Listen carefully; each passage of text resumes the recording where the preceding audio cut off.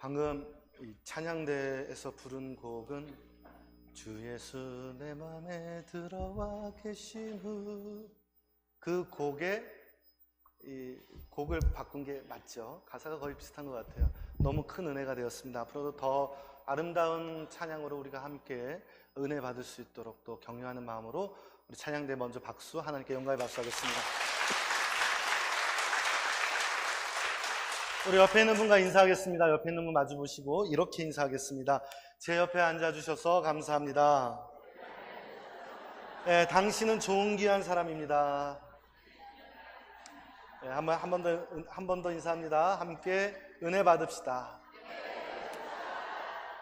네, 구약의 직분은 여러분 잘 아시듯이 제사장, 또 선지자, 왕, 혹은 장로, 이러한 제도가 있습니다. 신약에 와서는 예수님의 직속 제자들, 이들을 사도라고 부르죠. 어퍼스트리라고 합니다. 또는 장로, 집사, 디콘, 서번트, 선지자, 복음 전도자, 혹은 교사, 목사, 다양하게 나뉘어집니다. 현대 개신교 한국교회의 직분은 여러분들 너무나 잘 알죠. 목사님 계시고, 부목사님 계시고, 우리 전도사님 계시고, 강도사님 계시고, 또 우리 교회 내부적으로는 우리 장로님 계시고, 안수 집사님 계시고, 권사님 계시고, 또 여집사님도 계시고, 또 집사님 계시고, 이렇게 교회의 직분자가 필요한 이유는 영적 지도력, 교회의 성장 촉진, 사역의 효율성, 성도를 돌봄, 공동체를 강화하는 것, 교회의 질서를 유지하는 것, 그리고 각자의 은사를 활용하는 것, 또 상호 책임 분담하는 그러한 일들을 하고 있습니다. 이러한 일들은 교회의 순기능입니다. 반면에 역기능도 있어요. 권력을 남용해요. 그리고 분열과 갈등을 조장한다거나 형식주의에 빠지는 분들도 있습니다. 사역을 배제한다거나 오히려 사역을 방해하거나 아니면 사역을 비효율적으로 만들어버리는 분들도 계십니다. 또는 그 내면에 계급의식 같은 게 있어서 오히려 교회 조직을 망가뜨립니다. 자, 그럼에도 불구하고 교회가 직분자를 세우는 그 이유는 이 효율적인 조직 운영을 위해서 외적으로 내적으로 교회가 성장할 수 있도록 봉사하는 것, 또 사역의 각종의 다양성을 확대하고 교회가 가진 꿈과 비전을 함께 만들어 나가고 성취해 나가고 업무를 분담하고 교회를 관리하고 각종 자원들을 확대하고 교인들의 각종 민원 혹은 서비스 이런 것들을 제공하기 위해서요. 궁극적으로는 영혼구원, 복음전도, 하나님 나라 확장이에요. 전문용어로는 우리 캐리그마, 디다케, 디아코니아, 코이오니아, 라트레이아를 원활하게 수행하는 데 있습니다. 자, 오늘은 우리 교회에 항종재직을 선출하는 공동의회가 있습니다. 3부 예배를 마치자마자 이 공동의회를 통해서 직분자들을 선출할 것입니다. 예배를 마치고 나서 단 한 분도 가지지 마시고 꼭 공동의회에 참여해 주시길 바랍니다. 그리고 오늘 설교는 교회와 직분자라는 제목으로 정했습니다. 우리 모두 은혜 나눌 수 있는 시간이 될 수 있기를 소망합니다. 자, 교회가 왜 직분자를 세워야 될까요? 첫 번째입니다. 건강한 교회의 공동체를 이루기 위해서입니다. 17절과 18절을 다 같이 다시 한번 읽어보겠습니다. 17절, 18절 시작.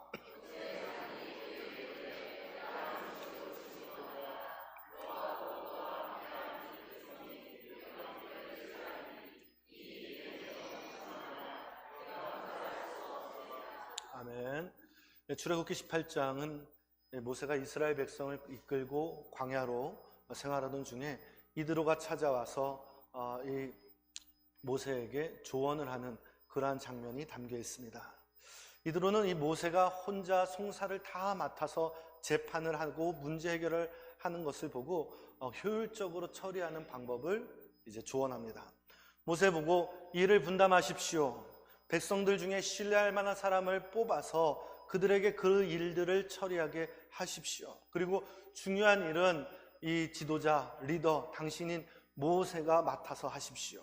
라고 이 체계를 제안을 합니다. 모세는 이 이드로의 조언을 받아들여요. 그리고 리더십을 분산을 시키고 백성들의 문제를 효과적으로 해결하게 됩니다. 그래서 이 장은 지혜로운 조언과 리더십 분배의 중요성을 우리에게 일깨워주는 장이기도 합니다. 이후에 모세의 사역은 너무너무 수월해졌어요.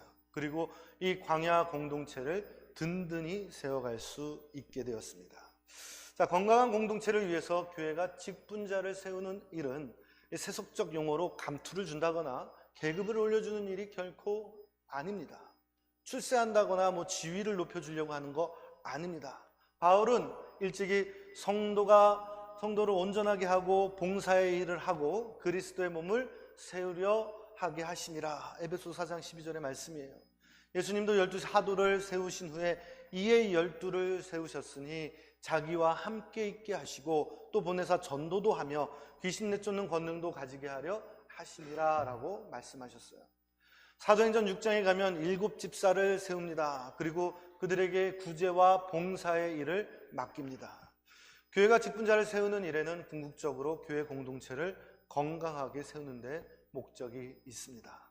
모세의 광야 사역의 모델은 그의 장인 이드로의 충고와 그리고 제안을 모세가 수용함으로써 건강한 공동체를 세울 수 있었습니다. 이 이드로의 아이디어는 탁월했어요. 10부장, 50부장, 100부장, 1000부장을 세웁니다. 이미 일찍이 이 이드로의 부족인 이 미디안 족에서 이미 벌써 이러한 제도를 하고 있지 않았겠느냐라는 것을 짐작해 볼 수가 있습니다. 어느 단체이든지 조직을 만들고 또 일꾼을 세우는 이유는 다음과 같이 정리를 해볼 수가 있습니다. 첫째는 목표를 달성하는 것, 또 업무를 분담하는 것, 자원을 잘 효율적으로 관리하는 것, 의사결정을 잘 하는 것, 또 지속 가능한 이러한 조직으로 만들어가는 것, 이런 것에 근거합니다. 그리고 조직은 필요에 의해서 증가하기도 하고 감소하기도 합니다. 이드로가 제안한 이 부장 제도는 고대 국가의 군사 조직에도 사용이 되었습니다. 신약 성경에 보면 저 가버나움에 백부장이 있었고 예수님 십자가 처형했던 백부장도 있었고 사도행전 10장에 보면 또 백부장이 또 등장을 합니다. 이들 모두 다 군인이에요. 현대로 말할 것 같으면 분대장, 소대장, 중대장, 대대장, 연대장, 사단장, 군단장, 군사령관, 그리고 국방부 장관, 그리고 육군 국가통수권자인 대통령까지 이러한 제도를 통해서 병력을 잘 통솔하고 전쟁의 물자를 관리하고 사병을 안전하게 잘 관리하고 전쟁을 전략과 전술을 잘 써서 승리하는 군대를 양성하는 데 반드시 필요한 조직체계였습니다. 물론 단점도 있어요. 경직된다거나 너무 수직체계여서 문제가 오기도 합니다. 이와 같은 문제 때문에 신약교회에서는 부장제도를 배제하고 사도, 선지자, 복음전도자, 집사, 그리고 교사, 목사 이런 제도를 도입했습니다. 자, 그러면 직분자의 이 정신세계가 있어요. 교회 직분자가 가져야 될 정신세계는 어떤 세계일까요? 교회 공동체를 이끄는데 이 정신적인 이 자세가 너무너무 중요합니다. 한 5가지로 요약을 할 수가 있어요. 첫 번째는 기본적으로 겸손하고 그리고 섬김하는 마음이 있어야 됩니다. 직분자는 기본적으로 예수님을 닮아야 돼요. 그리스도의 성품을 닮아야 됩니다. 자신을 낮출 수 있어야 돼요. 성도들을 섬길 수 있는 그리고 공동체를 위해 헌신할 수 있는 자세를 가져야 됩니다. 두 번째는 책임감과 성실함이에요. 맡겨진 역할을 하나님께서 나한테 부여하셨다. 성실하게 책임을 다해서 완수한다. 공동체와 성도들에 대한 책임을 신실하게 대하는 그러한 자세가 필요하다라는 것이죠. 세 번째는 기도와 영적 성장입니다. 직분자는 기본적으로 기도하는 일꾼이 되어야 돼요. 그리고 말씀이 언제나 충만하게 채워져 있어야 됩니다. 늘 말씀 묵상을 해야 돼요. 그래서 늘 영적으로 성장해야 됩니다. 하나님의 관계가 무엇보다도 우선시 되어야 됩니다. 네 번째는 협력과 팀워크가 필요해요. 교회 다른 직분자들과 함께 협력하는 그러한 마음을 갖고 있어야 돼요. 하나 되는 마음이 필요합니다. 소통할 수 있는 능력을 가지고 있어야 돼요. 그리고 이러한 자세가 요구됩니다. 다섯 번째는 희생과 인내입니다. 자, 희생과 인내라는 말을 들으면 우리가 확 와닿지 않지만 이런 단어로 바꿔보겠습니다. 손해를 볼 수 있어야 돼요. 자기 돈도 손해볼 수 있어야 되고 시간도 손해볼 수 있어야 되고 능력도 손해볼 수 있어야 돼요. 어려운 상황에서 포기하지 않는 그러한 자세도 필요합니다. 사역에 충실히 임하는 그러한 마음가짐이 필요해요. 이런 정신적인 자세는 직분자가 교회를 건강하게 이끌어가고 교회를 효과적으로 섬길 수 있도록 돕습니다. 우리 교회 직분자 모두가 이러한 정신과 마음으로 교회를 섬길 때 우리 교회는 놀라운 성장을 가져올 것입니다. 그런 재직들이 될 수 있기를 주님의 이름으로 축원합니다. 자, 첫 번째 포인트에서 교회 공동체가 이 직분자를 세우는 이유와 정신적인 자세에 대해서 함께 살펴보았습니다. 그러면 두 번째 포인트에서 우리는 무엇을 배워야 될까요? 두 번째입니다. 직분자를 세우는 기준이 있습니다. 우리 21절을 다 같이 읽어보겠습니다. 시작.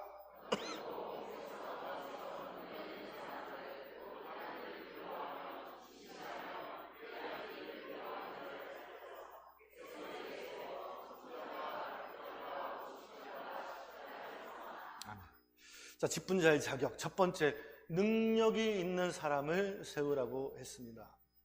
이대로는 능력이 있는 사람을 세우라고 말합니다.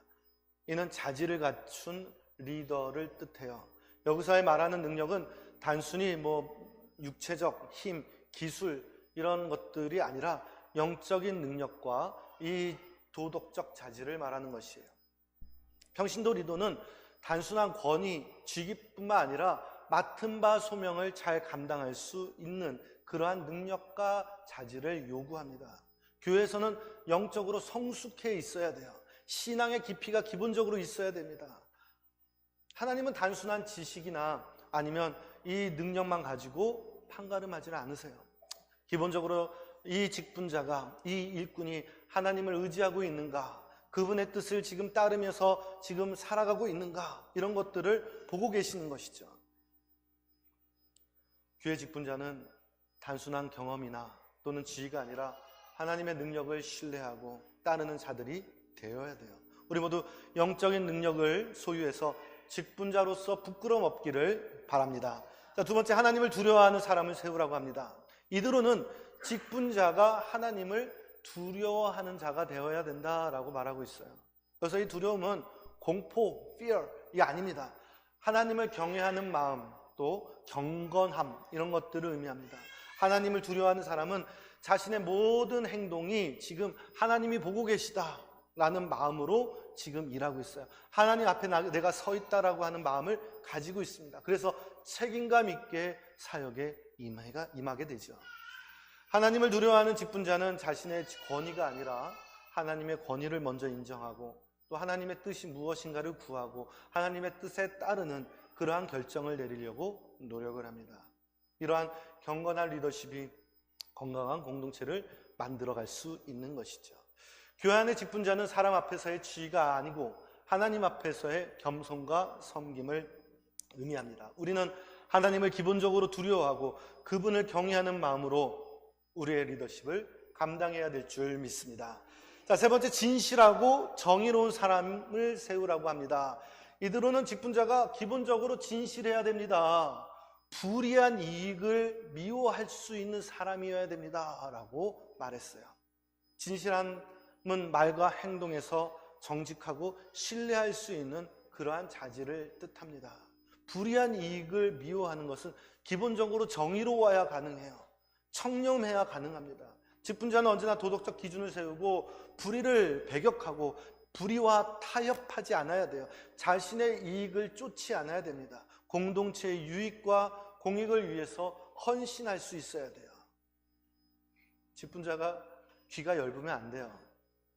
이 사람이 말한다고 이쪽 가서 막 넘어가고 저 사람이 저렇게 말한다고 해서 저쪽 가서 또 넘어가고 그러면 안 되죠. 말씀의 기준이 있어야 되고 바른 도덕심과 양심이 있어야 됩니다. 그래서 함부로 말해서도 안 되고 함부로 행동해서도 안 됩니다. 언제나 하나님 중심, 교회 중심으로 움직여야 돼요. 모세가 이스라엘을 이끌 때 직분자는 자신의 유익이 아닌 공동체를 위해서 헌신합니다. 오늘도 교회마다 진실과 정의로운 마음이 없어서 그렇게 행동하는 직분자들이 종종 등장해요. 그래서 뉴스에 보면 교회에서 많은 문제가 일어나고 많은 어려움을 겪는 것을 봅니다. 자, 교회 법적인 자격이 있어요. 우리 교단 헌법에 보면요, 장로님이 되시려면요 기본적으로 40세 이상 그리고 상당한 식견, 통솔력이 있고 디모데전서 3장 1절에서부터 7절까지의 말씀의 조건이 다 해당하는 사람이어야 됩니다. 그리고 무흠한 항존직, 안수 집사님으로서 5년이 지나야 돼요. 장로를 증언할 때는 이 세례교인 25명에 1명이 세워집니다. 그리고 이분들은 6개월 교육을 받으셔야 되고 또 이 노회의 이 장로 고시를 통과하셔야 돼요. 권사도 마찬가지로 40세 이상 무음교인으로서 집사 5년, 서립집사 포함입니다. 근속한 여성분들로서 교회에서 모범이 되는, 신앙이 모범이 되는 분들을 이런 분들을 세울 수 있어요. 안수 집사님도 마찬가지예요. 무음한 교인으로서 5년 이상 된 자로서 좋은 평판이 있어야 되고 진실한 믿음이 있어야 되고 지혜와 분별력이 있어야 되고 그 행동 하나하나가 복음적이어야 되고 생활의 본이 되는 사람을 세워야 된다라고 명시하고 있습니다. 자, 출애굽기 18장 21절에서 이드로가 모세에게 제시한 직분자의 원리는 오늘날에도 유효합니다. 능력이 있는 사람, 하나님을 두려워하는 사람, 또 진실하고 정의로운 사람, 그리고 이러한 사람들은 또 이 말씀은 교회와 가정, 사회에서 리더를 세울 때 아주 중요한 기준이 됩니다. 우리는 모두 각자의 위치에서 리더로서의 책임을 다하고 있습니다. 하나님이 주신 이 자리에서 우리는 늘 겸손하고 경건하고 정의롭게 사역하는 리더들이 될 때 교회와 사회가 더욱 건강하게 성장할 줄 믿습니다. 하나님께서 우리에게 맡겨주신 이 소명을 충실히 감당하는 모든 성도님들이 될 수 있기를 주님의 이름으로 축원합니다. 자, 두 번째 주제에서 직분자를 세우는 성경적 기준과 교회 법적 기준을 제가 말씀드렸어요. 자, 세 번째 포인트입니다. 직분자가 지녀야 될 중요한 덕목이 있습니다. 세 번째입니다. 교회 직분자는 공동체를 위해 자기 역할을 다해야 됩니다. 우리 26절을 다 같이 읽어보겠습니다. 시작.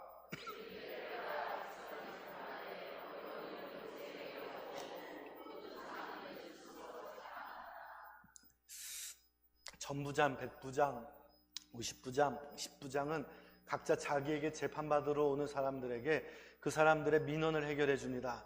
중대한 문제를 갖고 오신 사람들은 모세에게 토스를 해줘요. 그래서 모세에게 재판을 받게 합니다.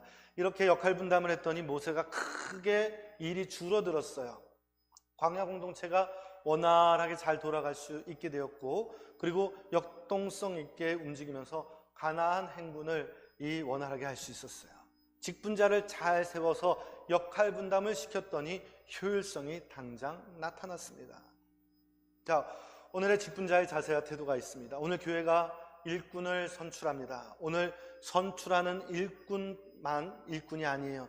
이미 하나님과 교회 앞에서 직분을 받으신 분들도 일꾼이에요. 그렇기 때문에 이 말씀은 모두에게 적용이 됩니다.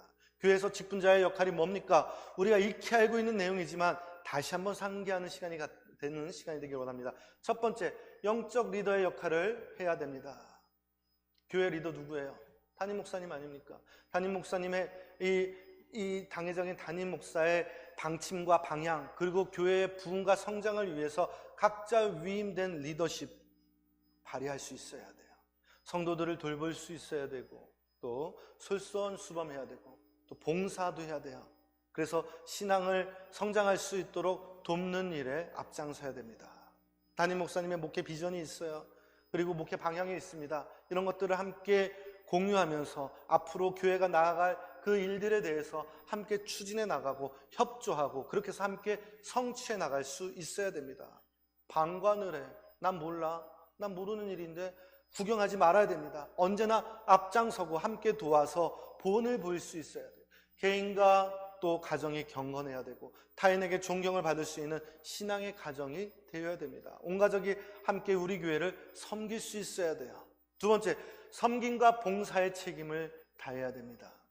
직분자는 교회 내에서 실질적이고 행정적인 일들을 돕는 역할을 합니다. 초기 교회에서 직분자는 재정관리도 했고 구제의 일도 했고 교회 시설관리도 함께 해왔습니다. 뿐만 아니라 다양한 봉사의 일들을 함께 거들었어요. 집사의 사역의 본질인 섬김을 중심으로 교회의 필요를 채우는 중요한 역할들을 감당했습니다. 사도행전 6장에 보면요, 집사들이 교회의 구제 사역을 통해서 사도들이 기도와 말씀에 전념할 수 있도록 돕는 모습들이 나옵니다. 오늘도 교회 직분자들이 담임 목사 기도하고 말씀 연구에 또 교회 부흥에 몰입할 수 있도록 뒷받침을 해줄 수 있어요. 그것이 사명이고 역할입니다. 세 번째, 성도의 돌봄과 양육이 있어야 돼요. 우리 권사님들, 집사님들, 안수 집사님들, 우리 장로님들 다 할 거 없이 성도들을 돌보고 격려하고 섬기는 일들을 할 수 있어야 됩니다. 교회 내에서 교제하고 사랑을 증진시키는 역할을 해야 됩니다. 연약한 성도들을 격려하고 또 신앙적으로 지지하고 권면해주면서 거기 기도로 교회를 지원하고 중보기도 할 수 있어야 돼요. 특별히 어려움에 처한 성도들을 돌볼 수 있는 그러한 역할을 감당해야 됩니다. 네 번째, 행정적인 역할도 감당해야 돼요. 항존재직은 기본적으로 교회 행정과 운영에 아주 필수적인 이 인적 자원들입니다. 재정관리 외에 예배 준비, 교회 시설 유지, 또 교회의 실질적인 필요 등을 감당합니다. 일상적인 운영, 교회 예배, 교회 조직, 이 모든 것들이 원활하게 이루어져 나갈 수 있도록 관리하고 조정할 수 있어야 돼요. 영적인 자원, 또 인적인 자원, 또 이 물적 자원, 또 재정 자원, 그리고 시설 자원 확보에 우리는 최선을 다해야 돼요. 다섯 번째로, 화목과 연합을 위해 함께 힘써야 돼요. 재직들은 기본적으로 분쟁이 있으면 안 됩니다. 갈등이 있으면 안 돼요. 갈등을 해결하고 화목을 하는 데에 앞장서는 중요한 역할을 해야 됩니다. 교회 연합을 위해서 존재하는 것이고 일치를 위해 노력해야 돼요. 성도들이 하나된 마음으로 하나님을 섬기고 예배할 수 있도록 같이 이끌고 도와줘야 돼요. 에베소서 4장 3절에 보면 성령이 하나 되게 하신 것 같이 힘써 지키라는 말씀을 통해서 재직의 화목과 연합을 위해 그 역할의 중요성을 말씀에서 강조하고 있어요. 여섯 번째, 기도와 말씀 중심의 역할을 해야 됩니다. 항존재직은 기본적으로 기도가 채워져 있어야 돼요. 말씀이 충만하게 채워져 있어야 됩니다. 교회에서 아주 중요한 일을 결정할 때 기도로 준비하고 있는 그러한 재직이 되어야 돼요. 그리고 반드시 성경적 기준이 되어야 됩니다. 기도를 통해서 성도들을 위해 중보하고 말씀을 바르게 가르치는 일을 힘써야 되고, 또 특별히 사도행전 6장 4절 말씀같이 사도들이 말씀과 기도에 전념할 수 있었던 것처럼 교회의 사역에 하나님의 뜻을 따라 이루어갈 수 있도록 깊이 기도할 수 있고 말씀에 깊이 뿌리를 내려야 됩니다. 이렇게 직분자들은 교회 안에서 영적인 지도와 섬김, 그리고 또 돌봄, 교회의 운영, 다양한 영역에서 아주 중요한 역할들을 감당하고 있어요. 교회의 영적인 행정적 기둥의 역할을 하고 있습니다. 우리 모두 자신이 이 역할을 온전히 잘 감당해서 우리 교회가 크게 부흥하는 그러한 은총이 임하기를 주님의 이름으로 축원합니다. 교회를 맺겠습니다. 한 나라가 잘 살게 되는, 부강해지는 요건이 몇 개가 있어요. 하나는 지하 자원이 많아야 됩니다. 두 번째는 인적 자원이 많아야 됩니다. 세 번째는 나라가 돈이 많아야 돼요. 네 번째는 산업 자원의 축적이 있어야 됩니다. 이것을 그대로 교회로 치환한다면, 교회가 부흥하려면 기본적으로 믿음의 자원이 많아야 돼요. 인적 자원이 많아야 돼요. 재정적 뒷받침이 되어 있어야 돼요. 그 중에 인적 자원이 너무너무 중요합니다. 우리 은혜교회 일꾼들은 모두가 기본적으로 하나님을 두려워하고 진실을 따르고 불의한 일을 미워하고 물질의 깨끗한 일꾼이 되어서 우리 교회가 크게 부흥하고 여러분 자신은 하나님 앞에 참으로 귀 쓰임 받는 복된 일꾼이 다 되시기를 주님의 이름으로 축원합니다. 기도하겠습니다.